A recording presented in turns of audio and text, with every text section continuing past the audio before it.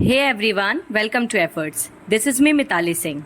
YouTube पे आपको ऐसे हजारों वीडियोस मिल जाएंगे जिसमें कि आपको क्लास 10th के चैप्टर्स पढ़ाए गए हों, लेकिन एक भी ऐसा वीडियो नहीं मिलेगा जिसमें आपको ये बताया जाए how to write a scoring answer, यानी वो कौन से पॉइंट्स हैं जो एक एग्जामिनर आपकी आंसर शीट में देखता है।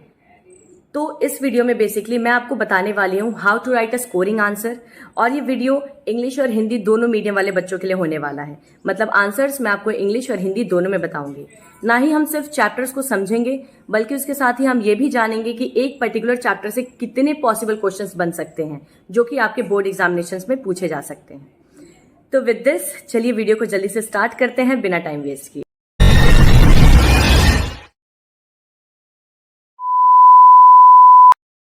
I'm Captain Jack Sparrow.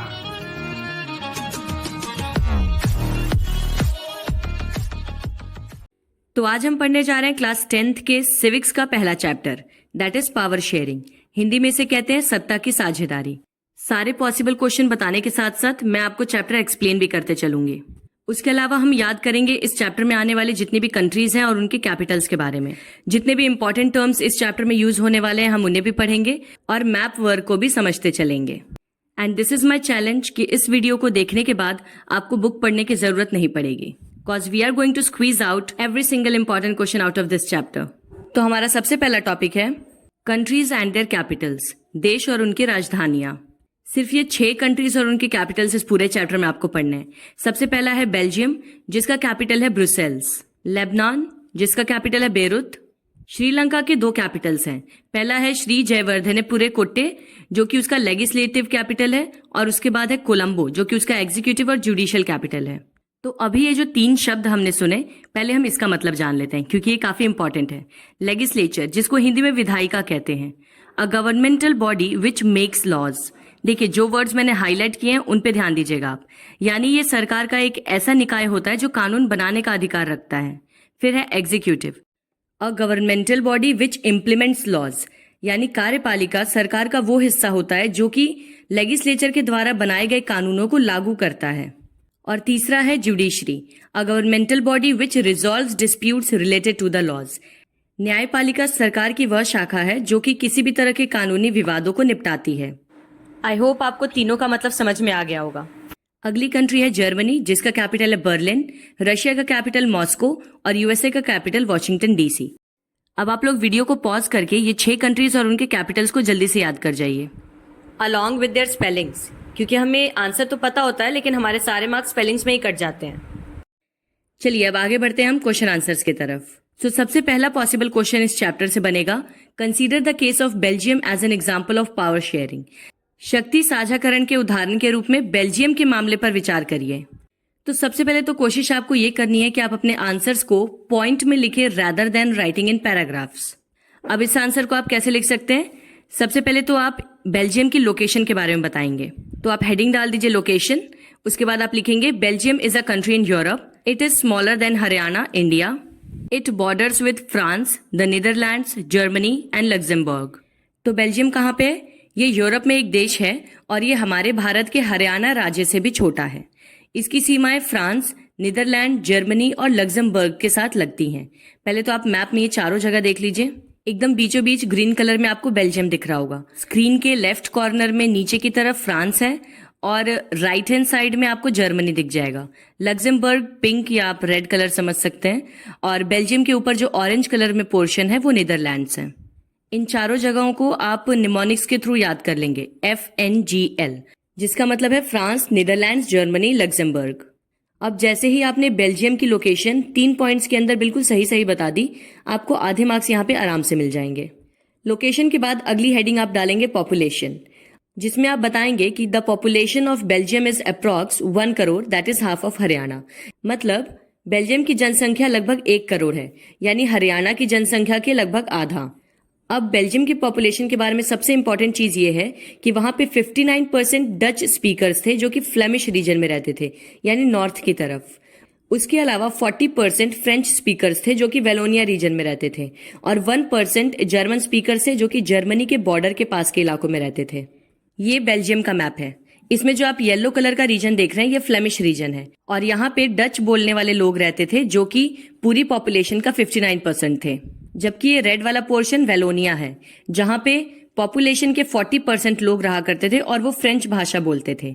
और जो आप ब्लू कलर का पोर्शन देख रहे हैं राइट हैंड साइड में, ये जर्मनी के बॉर्डर के पास है और यहाँ पे 1% लोग रहते थे पूरी पॉपुलेशन के जो कि जर्मन भाषा बोलते थे। मैंने आपको ये प्लस प्लस करके लिख के बताया है। आप जब एग्जाम में लिखेंगे तो सेंटेंस के फॉर्म में लिखेंगे। कैसे?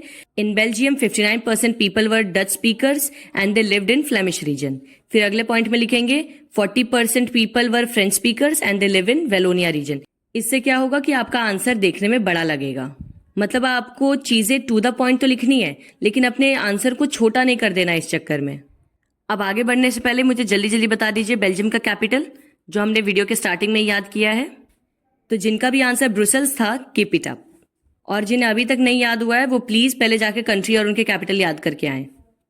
तो बेल्जियम में हमने देखा कि ज्यादातर पॉपुलेशन डच भाषा बोल रही थी, लेकिन उसके कैपिटल ब्रुसेल्स में चीजें बिल्कुल उल्टा थी।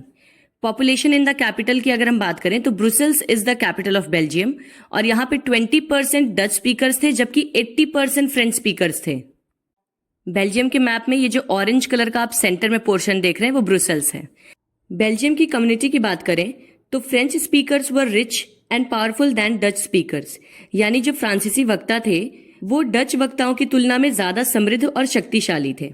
तो इन सभी चीजों से हमें क्या पता चला कि Dutch people were majority in the country but minority in the capital, यानी डच भाषा बोलने वाले लोग अपने देश में तो बहुसंख्यक थे लेकिन अपनी राजधानी के अंदर अल्पसंख्यक थे। मेजॉरिटी मतलब ज्यादा नंबर और माइनॉरिटी मतलब कम नंबर। और इसके बिल्कुल विपरीत French people were minority in the country but majority in the capital. French भाषा बोलने वाले लोग अपने देश में तो अल्पसंख्यक थे लेकिन राजधानी के अंदर बहुसंख्यक थे। ऐसी सिचुएशन में सबसे बड़ा सवाल ये था कि आखिर सरकार किसकी बने बेल्जियम में, डच बोलने वाले लोगों की या फ्रेंच बोलने वाले लोगों की। तो अब अगली हेडिंग आप डालेंगे गवर्नमेंट और बताएंगे कि इस तरह की प्रॉब्लम होने के बाद आखिर बेल्जियम में किस तरह की गवर्नमेंट बनाई गई। Belgium constitution was amended 4 times between 1970 and 1993 in 23 years। यानी बेल्जियम के संविधान को 1970 से लेकर 1993 के बीच में लगभग 23 वर्षों में 4 बार संशोधित किया गया। और finally 3 structures formed in the government, that is central, state and community government। यानी बेल्जियम में 3 तरह की सरकारें बनाई गई। सबसे पहला केंद्रीय सरकार, फिर राज्य सरकार और सामुदायिक सरकार। अब एक एक करके इन तीनों को देख लेते हैं। Central government 50% Dutch speakers plus 50% French speakers. Laws were made on the basis of majority. इसका मतलब यह है कि जो सेंट्रल गवर्नमेंट बनाई गई, केंद्र सरकार, उसके अंदर दोनों कम्युनिटी के आधे आधे लोग थे। फॉर एग्जाम्पल, अगर सेंट्रल गवर्नमेंट में 100 लोग थे टोटल, तो उसमें से 50 लोग डच भाषा वाले होंगे और 50 लोग फ्रेंच भाषा वाले। और जिस भी लॉ को मेजॉरिटी का सपोर्ट मिल जाता था, यानी ज्यादातर लोग जिस भी नियम के फेवर में होते थे, उस नियम को इम्प्लीमेंट कर दिया जाता था। Second was state government. It was independent of the central government, has many powers. एक राज्य सरकार भी बनाई गई हर राज्य के लिए, जो कि केंद्र सरकार से बिल्कुल स्वतंत्र थी। यानी राज्य सरकार को पूरी छूट थी कि वो अपने राज्य में नियम बना सकती है बिना केंद्र सरकार के किसी भी तरह की एडवाइस या परमिशन के। और तीसरी गवर्नमेंट बनाई गई community government. Each linguistic community has its own community government for representing their interest in culture, education and language related issues. अब ये जितने भी भाषा वाले लोग थे, इन सबकी एक एक कम्युनिटी गवर्नमेंट बना दी गई थी। यानी एक कम्युनिटी गवर्नमेंट होगी डच स्पीकर्स की, एक कम्युनिटी गवर्नमेंट होगी फ्रेंच स्पीकर्स की और एक होगी जर्मन स्पीकर्स की, ताकि अपनी संस्कृति, शिक्षा और भाषा से संबंधित मुद्दों में सभी समुदाय अपनी रुचियों का प्रतिनिधित्व कर सके। The representatives were elected by the people of that community regardless of their location। मतलब इस सरकार के सदस्य को चुनने का अधिकार उसके समुदाय के लोगों को ही होता था। इससे फर्क नहीं पड़ता वो फ्लेमिश रीजन में रहते हैं, वेलोनिया में रहते हैं या फिर जर्मन रीजन में रहते हैं, वो कहीं भी रह रहे हों, लेकिन वो अपने समुदाय के लोगों को चुन सकते थे। जबकि स्टेट गवर्नमेंट में उस पर्टिकुलर स्टेट के लोग चुनेंगे, सेंट्रल गवर्नमेंट में पूरा ओवरऑल कंट्री के लोग मिलकर चुनते थे, और कम्युनिटी गवर्नमेंट में जो कम्युनिटी के लोग होंगे वही उस कम्युनिटी गवर्नमेंट को चुनेंगे। तो ये तो थी बेल्जियम की बात। अगर हम उसके कैपिटल ब्रुसेल्स की बात करें तो Brussels has a separate government with equal members from both the communities. यानी बेल्जियम की कैपिटल सिटी के अंदर एक अलग गवर्नमेंट थी जिसमें कि सेंट्रल गवर्नमेंट की तरह ही डिवीजन था, यानी फ्रेंच और डच दोनों कम्युनिटी के आधे आधे मेंबर्स होंगे। अब बेल्जियम में हुए इस पावर शेयरिंग के क्या फायदे हैं? Merits of such power sharing in Belgium, avoided civil conflicts. सबसे पहले तो इस तरह के पावर डिवीजन की वजह से नागरिकों के बीच में जो संघर्ष हो सकता था उससे बचाव हुआ, यानी आपस में अगर उनके अंदर किसी भी तरह का कन्फ्लिक्ट होता तो उसकी पॉसिबिलिटी अब खत्म हो गई। Proper division of the country on linguistic lines, इससे भाषाई रेखाओं पर देश का उचित विभाजन हुआ। इवन जो उन्होंने पावर शेयरिंग या डिवीजन किया वो बिल्कुल सही तरह से हुआ और सारे लोग उससे सहमत भी थे। Led Brussels to be selected as headquarters of European Union, कहीं ना कहीं उनकी इतनी सही पावर शेयरिंग का ही नतीजा था कि ब्रुसेल्स को यूरोपियन यूनियन का हेडक्वार्टर चुना गया।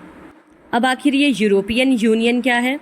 तो चलिए आगे के क्वेश्चंस पे बढ़ने से पहले हम इंपॉर्टेंट टर्म्स को देख लेते हैं। Ethnic, ethnic means a social division based on shared culture and common descent. People belonging to an ethnic group need not to have same religion और नेशनैलिटी। जातीय, इसका अर्थ होता है साझा संस्कृति और सामान्य वंश पर आधारित एक सामाजिक विभाजन, यानी जब लोगों के बीच में कल्चर के बेसिस पे डिवीजन देखने को मिलता है तो ऐसे ग्रुप को ही एथनिक ग्रुप कहा जाता है। और ऐसा ज़रूरी नहीं है कि ये लोग किसी एक ही धर्म के या किसी एक ही राष्ट्रीयता को मानते हों। इसे आप ऐसे समझ सकते हैं कि अगर हम कहें द्रविडियन, तो द्रविडियन एक एथनिक ग्रुप है, यानी साउथ में रहने वाले सभी लोग जो एक तरह का कल्चर फॉलो करते हैं। अब हो सकता है उन्हीं में से कुछ लोग बुद्धिस्ट हों, कुछ लोग जैन हों, कुछ लोग हिंदू हों, कुछ लोग क्रिश्चियन हों। But despite of this division everyone is having a common culture of wearing lungi, या फिर बालों में गजरा लगाना, है ना, तो वो उनका एक कॉमन कल्चर है। Next is the European union. European union is a political and economic union of 27 European countries, यानी ये 27 यूरोपीय देशों का एक राजनीतिक और आर्थिक संगठन है। It aims to foster cooperation and integration among its member states, particularly in areas like trade, agriculture and environmental policies. और ये सभी 27 देश आपस में मिलकर व्यापार, कृषि या पर्यावरण नीतियों जैसे क्षेत्रों में एकीकरण और सहयोग को बढ़ावा देते हैं। मतलब ट्रेड, एग्रीकल्चर, एनवायरनमेंट के लिए साथ में मिलकर काम करते हैं। अभी जो नेक्स्ट क्वेश्चन हम पढ़ेंगे उसमें हम एक वर्ड के बारे में जानेंगे, दैट इज मेजोरिटेरियनिज्म। तो ये होता क्या है? A belief that the majority community should be able to rule a country in whichever way it wants by disregarding the wishes and needs of the minority. Majoritarianism majority word से बना है। Majority यानी प्रमुखता। तो प्रमुखतावाद एक विश्वास है जिसमें लोग ये मानते हैं कि जो भी बहुसंख्यक समुदाय है वो किसी भी देश पर उस तरह से शासन कर सकता है जैसे भी वो चाहे, अल्पसंख्यक लोगों की इच्छाओं और आवश्यकताओं को नजरअंदाज करते हुए। देखिए, किसी भी वर्ड के आगे ISM इज्म वर्ड लग जाता है तो उसका मतलब होता है आइडियोलॉजी, यानी एक सोच या विचारधारा। तो मेजोरिटेरियनिज्म एक ऐसी सोच है जिसमें कि लोगों का ये मानना होता है कि कंट्री में जो भी मेजॉरिटी पॉपुलेशन रह रही है, अगर कंट्री में हिंदू ज़्यादा है तो हिंदू और मुस्लिम ज़्यादा है तो मुस्लिम्स, वो मेजॉरिटी पॉपुलेशन जिस तरह से चाहे कंट्री में रूल कर सकती है बिना माइनॉरिटी कम्युनिटीज़ के इंटरेस्ट या उनके विशेष के बारे में सोचे। अब जान लेते हैं हम सिविल वॉर क्या है। A violent conflict between opposing groups within a country that becomes so intense that it appears like a war.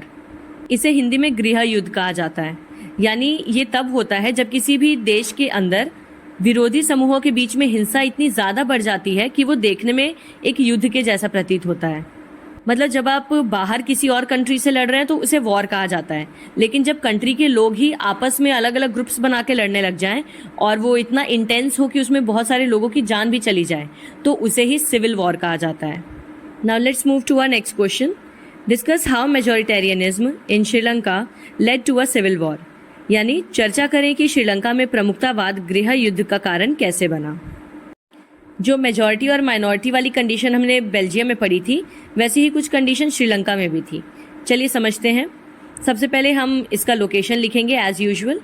तो Sri Lanka is an island nation in the Indian Ocean, few kilometres off the southern coast of Tamil Nadu, यानी ये हिंद महासागर में एक द्वीपीय राष्ट्र है जो कि भारत के तमिलनाडु के दक्षिणी तट से कुछ किलोमीटर की दूरी पर है। You can see in the picture as well.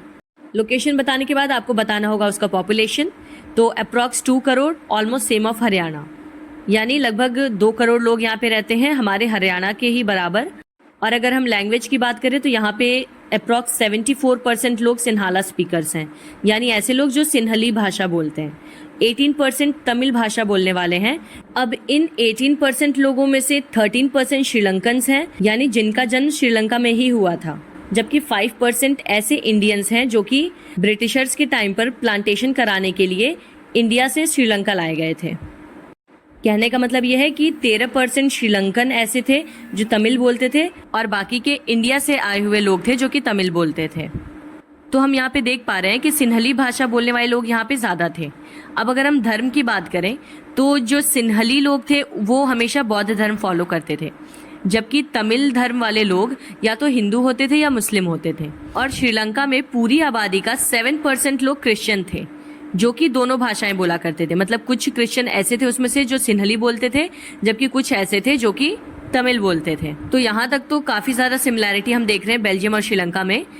लेकिन बेल्जियम में तो हमने देखा कि बहुत समझदारी से उन्होंने गवर्नमेंट बनाई, लेकिन श्रीलंका में चीज़ें बहुत ज़्यादा खराब हो गई। चलिए जानते हैं श्रीलंकन गवर्नमेंट के बारे में। Sinhala leaders govern since independence in 1948। तो हमें यहाँ से एक और चीज़ क्या पता चली कि श्रीलंका को इंडिपेंडेंस मिला था 1948 में। अच्छा, 4 कंट्रीज़ का इंडिपेंडेंस आप एकदम लाइन से याद कर लीजिएगा। 1947 इंडिया पाकिस्तान, 1948 श्रीलंका, 1949 चाइना। चलिए अब यहाँ आ जाइए। Sinhala leaders govern since independence in 1948, adopted majoritarian government act of 1956 recognised Sinhala as the only official language. यानी जब से श्रीलंका को स्वतंत्रता मिली थी तब से उस पर सिन्हाला लीडर्स राज कर रहे थे और धीरे धीरे उन्होंने कंट्री में मेजॉरिटेरियन गवर्नमेंट ला दी, यानी बहुमत की सरकार। तो बहुमत की सरकार बनना कोई बुरी चीज नहीं है, लेकिन मेजॉरिटेरियनिज्म इस चीज में बिलीव रखता है कि कंट्री मेजॉरिटी के बेसिस पे ही रूल होगी, उसमें माइनॉरिटी के इंटरेस्ट का कुछ भी नहीं सोचा जाएगा ना किया जाएगा।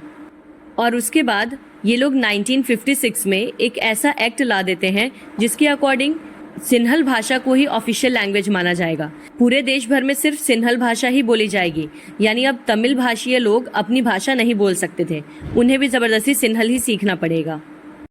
Policies were made to benefit Sinhala applicants for university positions and government jobs. ऐसा नहीं है कि सिर्फ भाषा के मामले में ही ये मेजॉरिटी वाले अपनी मनमानी कर रहे थे, बल्कि इन्होंने विश्वविद्यालयों में पदों के लिए या फिर सरकारी नौकरियों के लिए भी जो सिन्हल भाषा के आवेदक थे उनको काफ़ी छूट दे रखी थी। Similar to reservation in India. State protected and promoted Buddhism. हमने अभी पढ़ा था कि सिन्हल भाषा वाले लोग बौद्ध धर्म को फॉलो करते थे, इसलिए उन्होंने बौद्ध धर्म को संरक्षित करना और उसका प्रचार करना शुरू कर दिया। तमिल पीपल्स राइट्स वर डिनाइड। और तमिल बोलने वाले लोगों के सभी अधिकारों को अस्वीकार किया गया। They were discriminated in getting jobs and their interest were ignored. यहाँ तक कि उन्हें नौकरी पाने में भी भेदभाव किया जा रहा था और उनके सभी हितों को भी नज़रअंदाज किया जा रहा था। तो अब इसके कंसिक्वेंसेस क्या हुए, मतलब इस मेजॉरिटेरियनिज्म को लाने के क्या नतीजे हुए। सबसे पहला तो ये कि Sri Lankan Tamils formed parties and demanded. तो जो श्रीलंका में रहने वाले तमिल थे उन्होंने अपना एक अलग पार्टी बना लिया और उन्होंने अपनी कुछ डिमांड्स रखी। पहली डिमांड तो उनकी थी recognition of Tamil as official language, यानी तमिल को भी आधिकारिक भाषा के रूप में मान्यता प्राप्त हो। दूसरा था रीजनल ऑटोनॉमी, मतलब सेल्फ रूल। इनकी मांग ये थी कि जिन इलाकों में तमिल बोलने वाले लोग ज़्यादा हैं वहाँ पे उनके अकॉर्डिंग सरकार चले। Equal opportunities in job and education. उन्होंने नौकरी में और शिक्षा में भी समान अवसर की मांग की। Separate Tamil state in north eastern Sri Lanka. और श्रीलंका के ये लोग नॉर्थ ईस्ट रीजन में बसे हुए थे, इसीलिए उन्होंने वहाँ पे एक सेपरेट तमिल स्टेट की भी मांग की कि आप हमें अपने साथ नहीं रख पा रहे हैं तो बेटर आप हमें एक अलग स्टेट ही दे दें। जाहिर सी बात है मेजॉरिटेरियनिज्म को मानने वाले लोग इनकी इन डिमांड्स को कभी नहीं मानेंगे। तो एज अ रिजल्ट एक सिविल वॉर की शुरुआत होती है 1983 में, यानी तमिल और सिन्हाला स्पीकर्स आपस में ही लड़ना शुरू कर देते हैं और 1000 से ज़्यादा लोगों की मौत होती है इसमें। Many families left the country as refugees. Civil war finally ended in 2009. हजारों लोग मारे गए, कई परिवारों को शरणार्थी के रूप में देश छोड़कर जाना पड़ गया और ये सिविल वॉर 2009 में जाकर खत्म हुआ। आप सोचिए 1983 में शुरू हुई थी ये वॉर और 2009 में खत्म हुई, वो भी तमिल लीडर की डेथ के बाद।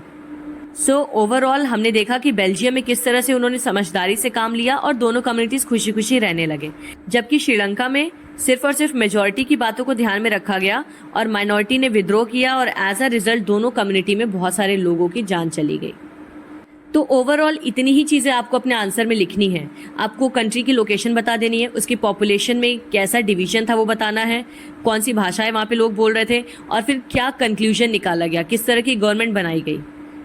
तो इस चैप्टर में एक कार की पिक्चर दी गई हुई थी जिसके नीचे जर्मनी के बारे में लिखा हुआ था। वहीं से मैंने ये क्वेश्चन बनाया है कि what kind of government was there in Germany 2005। Germany में किस तरह की सरकार थी 2005 के समय पे। तो Germany formed a coalition government that includes 1. Christian democratic union, 2. Social democratic party. Because neither of them got clear majority of seats in 2005 elections. तो 2005 में जर्मनी में जो इलेक्शंस हुए थे उसमें कोई भी पार्टी बहुमत से नहीं जीत पाई थी, जिस वजह से जिन दो पार्टियों के बीच में इलेक्शन टाई हो गया था उन दोनों पार्टियों ने मिलकर गवर्नमेंट बनाई और उस गवर्नमेंट को कोएलिशन गवर्नमेंट कहते हैं, यानी गठबंधन की सरकार। तो क्रिश्चियन डेमोक्रेटिक यूनियन और सोशल डेमोक्रेटिक पार्टी, इन दोनों पार्टीज ने मिलकर ये सरकार बनाई थी 2005 में। Both parties are rivals to each other, still run the government together. और दोनों ही पार्टीज के बीच में बहुत ज़्यादा दुश्मनी चलती है, लेकिन फिर भी ये बहुत ही अच्छी तरह से एक साथ मिलकर सरकार चला रहे हैं। एक और चीज़ जो एमसीक्यू के पर्सपेक्टिव से इम्पॉर्टेंट है वो क्या, कि जर्मन पार्लियामेंट का नाम क्या है? बुंडेस्टाग। स्पेलिंग याद कर लेना, BUNDESTAG। Now this question is already given in your book. State prudential and moral reasons for power sharing with an example from the Indian context. यानी भारतीय संदर्भ से एक उदाहरण के साथ शक्ति साझाकरण के लिए विवेकपूर्ण और नैतिक कारणों की व्याख्या करें। यानी पावर शेयरिंग क्यों इम्पॉर्टेंट है, इसकी आप प्रूडेंशियल और मॉरल रीजंस बताइए। पहले तो हम जान लेते हैं प्रूडेंशियल रीजन का मतलब क्या है। प्रूडेंशियल मतलब होता है based on practical consideration and better outcomes, यानी जब आप व्यवहारिक विचार और बेहतर परिणामों के आधार पर रीजंस की बात करें तो वो होंगे प्रूडेंशियल रीजंस। तो पावर शेयरिंग का सबसे बड़ा बेनिफिट होता है that it reduces possibility of conflict between social groups. ये सामाजिक समूहों के बीच में संघर्ष की संभावना को कम करता है। जब आपस में पावर्स बटी रहेंगी तो किसी भी तरह के कन्फ्लिक्ट के चांसेस कम होंगे। अब इस पॉइंट में आप बेल्जियम का एग्जाम्पल दे सकते हैं कि कैसे पावर शेयरिंग वहाँ पे फायदेमंद साबित हुई। इससे क्या होगा कि आपका आंसर भी थोड़ा लेंदी लगेगा। सेकेंड है एंश्योर्स पॉलिटिकल स्टेबिलिटी। ये कन्फ्लिक्ट को तो रोकता ही है, साथ में राजनीतिक स्थिरता को भी सुनिश्चित करता है। मतलब पावर शेयरिंग की वजह से गवर्नमेंट थोड़ी स्टेबल रहती है। अगर पावर शेयरिंग नहीं होगी तो माइनॉरिटी वाले मेजॉरिटी को हटाने की कोशिश करेंगे, मेजॉरिटी माइनॉरिटी को हटाने की कोशिश करेगी। Prevents tyranny of the majority. ये बहुमत के अत्याचारों को भी रोकता है। Now here you can give the example of Sri Lanka कि कैसे मेजॉरिटेरियन गवर्नमेंट ने पूरी तरह से माइनॉरिटी के इंटरेस्ट को इग्नोर कर दिया था, किस तरह से डिस्क्रिमिनेशन हो रहा था उनके साथ गवर्नमेंट जॉब्स में या यूनिवर्सिटी में एडमिशन लेने में। मतलब एक आंसर का यूज आप अपने दूसरे आंसर को लेंदी करने के लिए कर सकते हैं, ठीक है। And the last one is leads to better decision making. शक्ति का विभाजन करने से हम बेहतर निर्णय ले सकते हैं। अगर पावर किसी एक के हाथों में रहेगी तो हमें बायसनेस देखने को मिलेगा कि हो सकता है वो लीडर सारे डिसीजंस किसी एक पर्टिकुलर कम्युनिटी के फेवर में ही ले, hence ignoring the interest of other communities. तो ये सब जो लाइंस मैं एक्सप्लेन कर रही हूँ आपको, आप ये भी अपने आंसर्स में ऐड कर सकते हैं। अब आपको इंडिया के पर्सपेक्टिव से एग्जाम्पल देना है तो इसमें हम लिख सकते हैं, for example in India this is reflected in the reservation policies for scheduled caste SCs and scheduled tribes STs, ensuring their representation in government and other areas. So everyone is aware of the fact कि किस तरह से ST SCs के साथ पहले व्यवहार किया जाता था, अनटचेबल्स या अछूत के जैसा। तो आप इमेजिन करिए अगर हमारी गवर्नमेंट ऐसी बनी होती जो सिर्फ अपर कास्ट या हायर क्लास के लोगों ने बनाया होता, तो क्या वो ST SCs के बारे में सोचते? Obviously not. बट हमारे कंट्री में पावर शेयरिंग है जिस वजह से डिसीजंस सबके अकॉर्डिंग लिए जाते हैं, ना कि किसी एक को फेवर करते हुए। Now, after writing the prudential reasons, we will head towards moral reasons. Moral reasons are based on ethical and democratic principles. Prudential reasons में आप प्रैक्टिकल चीज़ों के बारे में सोचते हैं, लेकिन moral reasons में आप नैतिकता, आदर्श या सिद्धांतों के बारे में सोचकर कोई भी डिसीजन लेते हैं। तो अगर हम लोकतांत्रिक सिद्धांतों की बात करें तो कौन कौन से ऐसे कारण हैं जिसकी वजह से शक्ति साझाकरण सही है? Number 1 is upholds the spirit of democracy. शक्ति साझाकरण की वजह से लोकतंत्र की भावना सुदृढ़ होती है। कहने का मतलब यह है कि एक डेमोक्रेटिक कंट्री ट्रूली डेमोक्रेटिक तभी हो पाएगी जब उसमें पावर शेयरिंग हो। बिना पावर शेयरिंग के आप कंट्री को डेमोक्रेटिक नहीं बना सकते। तो शक्ति साझाकरण लोकतंत्र की भावना को बढ़ाता है। दूसरा है एंश्योर्स अकाउंटेबिलिटी एंड ट्रांसपेरेंसी, जवाबदेही और पारदर्शिता सुनिश्चित करना। पावर शेयरिंग की वजह से leaders are bound to be accountable to the citizens, मतलब उन्हें अपने हर एक डिसीजन की वजह लोगों को बतानी पड़ेगी। वो अपने मन से कोई भी फैसले नहीं ले सकते क्योंकि उन्हें उसका जवाब देना पड़ेगा। और वहीं अगर पावर शेयरिंग नहीं होगी तो एक ही इंसान के हाथ में सारी पावर रहेगी, फिर वो चाहे जो भी डिसीजन ले उससे कोई सवाल जवाब नहीं पूछने जा रहा।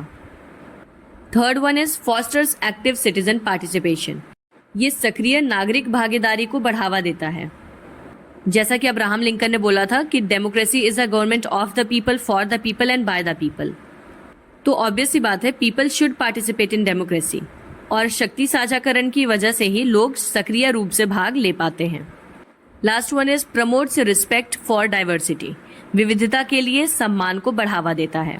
वही चीज है कि अगर पावर कंसंट्रेटेड होगी, एक के हाथ में होगी, तो वो लीडर सिर्फ एक कम्युनिटी के बारे में सोचेगा।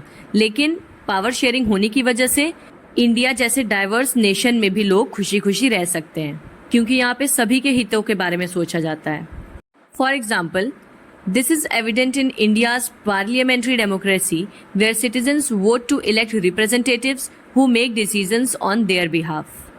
अब अगर हमें डेमोक्रेटिक प्रिंसिपल्स के बारे में बताना हो कि किस तरह से पावर शेयरिंग लोकतंत्र के सिद्धांतों पे काम करता है, तो इसका सबसे अच्छा उदाहरण है भारत का लोकतंत्र, जहाँ पे सभी नागरिक अपने प्रतिनिधियों को चुनने के लिए मतदान करते हैं, यानी वोट देते हैं। और अगर आपको क्लास 9th का सिविक्स का फर्स्ट चैप्टर याद हो तो उसमें हमने पढ़ा था कि democracy is a form of government in which rulers are elected by the people. Now next question is why the political system of Beirut can not be called democratic. Beirut की राजनीतिक व्यवस्था को लोकतांत्रिक क्यों नहीं कहा जा सकता है। आपकी बुक में इस चैप्टर में एक विक्रम वैताल करके स्टोरी दी गई है, जिसमें विक्रम बाइक चला रहे हैं और वैताल उनके पीछे बैठा हुआ है। ये क्वेश्चन उसी में से बनाया है मैंने। तो इसका आंसर कैसे लिखना है हमें। Beirut follows power sharing among different communities. सबसे पहले तो आप ये बता देंगे कि बेरूत में पावर शेयरिंग का सिस्टम तो है, जिसमें कि विभिन्न समुदायों के बीच में शक्ति को साझा किया गया है। मतलब इसमें प्राइम मिनिस्टर भी है, प्रेसिडेंट भी है, डिप्यूटी प्राइम मिनिस्टर भी है, हर एक व्यवस्था है और सबके पास अलग अलग ताकत है। लेकिन इसके बावजूद ये एक लोकतांत्रिक राज्य क्यों नहीं है। वो इसलिए क्योंकि बेरूत में एक ऐसा नियम बनाया गया है, if a candidate wants to contest election for the post of president, he और she must belong to the Maronite sect of Catholic Christian.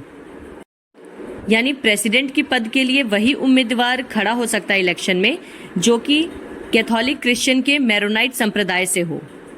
ये क्रिश्चियंस की वो कम्युनिटी है जिनका ओरिजिन सीरिया से है। Similarly, in order to contest election for the post of Prime Minister, the person should belong to Sunni Muslim community. यानी प्रधानमंत्री पद का उम्मीदवार एक सुन्नी मुस्लिम होना चाहिए। यहाँ पे मैं आपको बता दूं कि मुस्लिम कम्युनिटी में दो तरह के मुस्लिम्स होते हैं, शिया और सुन्नी। And for the post of deputy prime minister, he और she must belong to Orthodox Christian sect. यानी डिप्यूटी प्राइम मिनिस्टर के पद के लिए उन्हें रूढ़िवादी ईसाई संप्रदाय से होना चाहिए। Even the Speaker of the Parliament must belong to Shia Muslims. यानी संसद का जो अध्यक्ष है वो शिया मुस्लिम होना चाहिए। Hence, it cannot be called a democratic nation because it does not allow everyone to contest election for various posts. हम बेरूत को लोकतांत्रिक राज्य इसलिए नहीं कह सकते क्योंकि वो सभी को समान अवसर नहीं देता विभिन्न पदों पे चुनाव लड़ने के लिए। जबकि हमें पता है कि डेमोक्रेसी का फीचर होता है कि सभी को बिना किसी भेदभाव के अपनी पार्टी बनाने का और इलेक्शन में खड़े होने का अधिकार है। No one can deny anyone to contest election on the basis of caste और रिलीजन। यानी कि लोकतंत्र में बिना किसी भी तरह के भेदभाव के सभी को अपनी पार्टी बनाने का और इलेक्शन में खड़े होने का अधिकार है। In democracy whoever wins maximum votes wins the election, no matter which community he और शी कम्स फ्रॉम। और हमें पता है कि लोकतंत्र में ऐसा ही होता है कि जिसके पास भी अधिकतम वोट होते हैं वही चुनाव जीतता है। इससे फर्क नहीं पड़ता वो किस समुदाय से है। तो इसीलिए पावर शेयरिंग और इलेक्शन जैसी चीजें होने के बाद भी हम बेरूत को डेमोक्रेटिक नहीं कह सकते। इसके अलावा बेरूत में एक पैक्ट भी साइन किया गया था, मतलब एक संधि हुई थी लोगों के बीच में, according to which Christians agreed not to seek French protection, Muslims agreed not to unite with Syria. यानी सभी ईसाइयों ने ये बात मानी थी कि वो फ्रांस से संरक्षण नहीं लेंगे किसी तरह का, और मुसलमानों ने भी इस बात पे सहमति दिखाई थी कि वो सीरिया के साथ नहीं जुड़ेंगे। 6th क्वेश्चन है, how democracy ensures power sharing, यानी कैसे लोकतंत्र सत्ता साझा करना सुनिश्चित करता है। मतलब कैसे डेमोक्रेसी में पावर शेयरिंग पॉसिबल हो पाती है। तो इसका आंसर हम कैसे लिखेंगे। सबसे पहले तो principle of democracy is people are the source of all political power, यानी लोकतंत्र का सिद्धांत ही ये कहता है कि लोग सभी राजनीतिक शक्ति का स्रोत होते हैं। Democracy ensures power sharing because in democracy people rule themselves through institutions of self government. लोकतंत्र सत्ता साझा करना सुनिश्चित करता है क्योंकि लोकतंत्र में जितने भी लोग हैं वे स्वयं सरकार के संस्थानों के माध्यम से खुद पर शासन करते हैं। कहने का मतलब ये है कि हमें पता है डेमोक्रेसी के प्रिंसिपल के अकॉर्डिंग किसी भी कंट्री के सिटीजन्स ही उस कंट्री के पावर का सोर्स होते हैं। मतलब सारी शक्ति उस देश की उसके लोगों से ही है। तो डेमोक्रेसी एक ऐसी गवर्नमेंट है जिसमें सभी लोग अपने द्वारा चुनी गई सरकार के माध्यम से स्वयं पर शासन करते हैं। Due respect is given to diverse groups and views, यहाँ तक कि लोकतंत्र में अलग अलग तरह के समूहों और उनके विचारों को उचित सम्मान भी दिया जाता है, यानी कि सबको पावर दी जाती है बिना किसी डिस्क्रिमिनेशन के। Everyone can take part in shaping of public policies through elections. हर कोई चुनावों के माध्यम से सार्वजनिक नीतियों को आकार देने में भी भाग ले सकता है, यानी एक नॉर्मल सिटीजन के पास भी इतनी पावर होती है कि वो इलेक्शन के थ्रू अपने देश के लिए पॉलिसीज बनाने में भी पार्टिसिपेट कर सकता है। तो एक डेमोक्रेटिक नेशन से ज़्यादा पावर शेयरिंग हम कहीं भी नहीं देख सकते। डेमोक्रेसी में पावर ऑलमोस्ट सबके हाथों में बटी होती है। एक और पिक्चर दी गई हुई थी आपकी बुक में जिसमें कि पुतिन और जॉर्ज एक चैरियट पे बैठे हुए हैं और उन दोनों ने घोड़े की मतलब रस्सी पकड़ रखी है और घोड़े के ऊपर लिखा है डेमोक्रेसी। तो इसी से मैंने ये क्वेश्चन बनाया है। Comment on the cartoon titled raining the reigns. इस कार्टून का नाम था रेनिंग द रीन। या फिर ये क्वेश्चन ऐसे भी पूछा जा सकता है, consider the example of Russia 2005 to explain the relationship between democracy and concentration of power. यानी रीनिंग द रीन शीर्षक कार्टून पर टिप्पणी करें या फिर लोकतंत्र और सत्ता की एकाग्रता के बीच में संबंधों को समझाने के लिए आप रूस 2005 के उदाहरण पर विचार करें। The cartoon reining the reins suggest that there is a tension between democracy and concentration of power. Reining the rein इसको हिंदी में कहते हैं बागडोर पर शासन। तो इस कार्टून से हमें ये पता चलता है कि लोकतंत्र और सत्ता की एकाग्रता के बीच में एक बहुत ही गहरा तनाव है। पहले तो आप ये समझिए कंसंट्रेशन ऑफ पावर का क्या मतलब है। इसका मतलब होता है हिंदी में सत्ता की एकाग्रता, यानी ये पावर शेयरिंग का बिल्कुल उल्टा है। पावर शेयरिंग मतलब हम सत्ता को साझा करते हैं, लोगों में पावर को बांट देते हैं। और कंसंट्रेशन ऑफ पावर का मतलब है हम सारी की सारी ताकत किसी एक इंसान के हाथों में ही लाके रख देते हैं। तो एक डेमोक्रेटिक नेशन कभी भी पावर को कंसंट्रेट नहीं करता, रादर उसे वो डिस्ट्रीब्यूट करता है। The then president George Bush USA and Putin Russia introduced new laws which increase the power of the president, hence controlling or restricting democracy in their respective countries. This shows how leaders can centralize power even in democratic nations. तो 2005 के समय पे Russia के president थे Putin, जो कि अभी भी हैं, और USA के प्रेसिडेंट थे George Bush. Reining the rein picture में इन दोनों ने डेमोक्रेसी नाम के घोड़े की लगाम पकड़ रखी है, जिससे हमें ये पता चलता है कि इन दोनों ने अपने अपने अंतराल के समय ऐसे कानून पेश किए थे जिससे कि राष्ट्रपति की शक्तियां बहुत ज्यादा बढ़ गई थी और दोनों अपने अपने देशों में लोकतंत्र को पूरी तरह से नियंत्रित कर रहे थे। तो कहने के लिए तो USA और रशिया दोनों डेमोक्रेटिक नेशंस हैं, लेकिन हमें इस पिक्चर से क्या पता चलता है कि एक लोकतांत्रिक देश में भी एक नेता चाहे तो अपनी ताकत का गलत इस्तेमाल करके सभी शक्तियों को एकीकृत कर सकता है, मतलब सबसे पावर छीनकर सारी पावर अपने हाथों में ले सकता है। तो यहाँ भी हम देख सकते हैं कि कैसे रशिया और USA केवल नाम के लिए डेमोक्रेटिक नेशंस हैं। Question number 8 is, I think ये वाला लास्ट क्वेश्चन है, what are the various forms of power sharing in modern democracies, give an example of each of these. यानी आधुनिक लोकतंत्रों में शक्ति साझा करने के विभिन्न रूप क्या हैं, मतलब किन किन तरीकों से शक्ति साझा की जा सकती है। इनमें से प्रत्येक के आपको उदाहरण भी देने हैं। मतलब हमने ये समझ लिया अभी तक कि पावर शेयरिंग क्यों ज़रूरी है, क्यों होनी चाहिए, उसका मतलब क्या है। अब हम जानेंगे कि पावर शेयरिंग कैसे की जाती है देशों में। सबसे पहला फॉर्म होता है पावर शेयरिंग का हॉरिजॉन्टल डिस्ट्रीब्यूशन ऑफ पावर, जिसको कि हम सेपरेशन ऑफ पावर्स भी कहते हैं। हॉरिजॉन्टल का मतलब क्या होता है? लेटी हुई लाइन, ठीक है। तो इस तरह के डिस्ट्रीब्यूशन में power is shared among different organs of government at the same level. Examples: the legislature, law making, executive, implementing laws and judiciary interpreting laws. Horizontal या क्षैतिज वितरण का मतलब होता है एक ही स्तर पर सरकार के अलग अलग अंगों के बीच में शक्ति को साझा करना। जैसे मान लीजिए आप सभी क्लास 10th में पढ़ रहे हैं और क्लास 10th के सभी बच्चों के बीच में पावर्स को डिस्ट्रीब्यूट कर दिया गया है, तो आप सभी एक ही लेवल पे हैं और आपके बीच में पावर डिस्ट्रीब्यूट हुई है। आप में से कोई भी हायर या लोअर रैंक पर नहीं है। इसका उदाहरण है शक्ति का वितरण हमारी विधायिका, कार्यपालिका और न्यायपालिका के बीच में। तो हमारा लेजिस्लेचर, एग्जीक्यूटिव और जुडिशरी ये हमारी गवर्नमेंट के एक ही लेवल के अलग अलग ऑर्गन्स हैं, किसी का भी लेवल हायर या लोअर नहीं है। अब इसका मैकेनिज्म समझते हैं। This arrangement ensures that no single organ exercises unlimited power. Each organ checks and balances the others, also called system of checks and balances. Example India, USA. यानी जब हम पावर को हॉरिजॉन्टली डिवाइड कर देते हैं तो इस तरह की व्यवस्था से ये सुनिश्चित होता है कि कोई भी अंग अपनी शक्ति का गलत या असीमित अभ्यास नहीं कर सकता। हर एक अंग एक दूसरे की जांच करते हैं और एक दूसरे को संतुलित रखते हैं। यानी अगर लेजिस्लेचर ने कभी अपनी पावर को मिसयूज करने की कोशिश की तो जुडिशरी और एग्जीक्यूटिव मिलकर उसे रोकेंगे, और उसी तरह से अगर एग्जीक्यूटिव ने कुछ गलत करने की कोशिश की तो जुडिशरी और लेजिस्लेचर मिलकर रोकेंगे। जुडिशरी कुछ गलत करता है तो लेजिस्लेचर और एग्जीक्यूटिव मिलकर रोकेंगे। इसी वजह से इसे चेक और बैलेंस की प्रणाली भी कहा जाता है, क्योंकि इसमें सभी ऑर्गन्स एक ही लेवल पे होते हैं और एक दूसरे की फंक्शनिंग को चेक करते रहते हैं। सेकेंड मेथड है पावर शेयरिंग का vertical distribution of power. Vertical का मतलब होता है ऊपर से नीचे की ओर या नीचे से ऊपर की ओर, जिसको फेडरलिज्म भी कहते हैं हम। Power is shared among governments at different levels. Examples: a general government for the entire country, central or federal government, and governments at the provincial or regional level, state or local governments.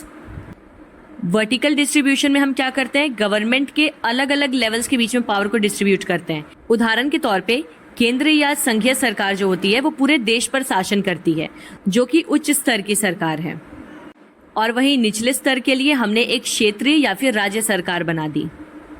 यानी आप ऐसे समझिए इसे कि school में जैसे पहले principal हैं, उनकी पावर ज़्यादा है, फिर उससे नीचे कोऑर्डिनेटर्स आते हैं, उनकी पावर प्रिंसिपल से थोड़ी कम है, उससे नीचे टीचर्स आते हैं, उनकी पावर कोऑर्डिनेटर से थोड़ी सी कम है। तो ये अलग अलग लेवल्स पे डिवाइडेड है।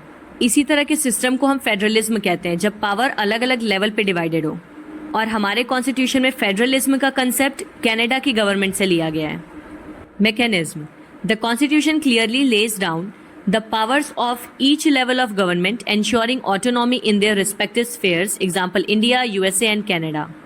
तो हमारे संविधान में सरकार के सभी स्तर की शक्तियों के बारे में लिखा गया है कि किस स्तर पे सरकार के पास कितनी ताकत होगी, जिससे कि सभी तरह के निकाय या इंस्टीट्यूशंस अपने अपने स्तर पर बिना किसी रोक टोक के काम कर सकते हैं और पूरा नियंत्रण कर सकते हैं।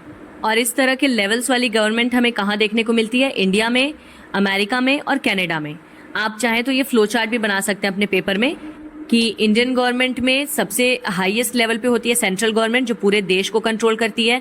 फिर हर एक राज्य में अपनी अपनी स्टेट गवर्नमेंट है सबकी, और उसके अलावा लोकल सेल्फ गवर्नमेंट भी बना रखी है हमने, जैसे कि शहरों में म्यूनिसिपैलिटी और गाँव में पंचायती राज। इस तरह के डिवीजन में सबके पास अनइक्वल डिस्ट्रीब्यूशन होता है पावर का, यानी सेंट्रल गवर्नमेंट के पास ज़्यादा पावर होगी, स्टेट के पास उससे थोड़ी कम, और लोकल बॉडीज़ के पास सबसे कम। Third one is power sharing among different social groups.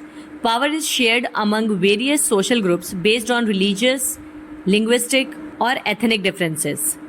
विभिन्न सामाजिक समूहों के बीच में भी शक्ति साझा की जाती है, जैसे कि धार्मिक, भाषीय या जातीय अंतर के आधार पर अलग अलग तरह के सामाजिक समूहों के बीच में शक्ति को बांटा जाता है। For example, reserved constituencies.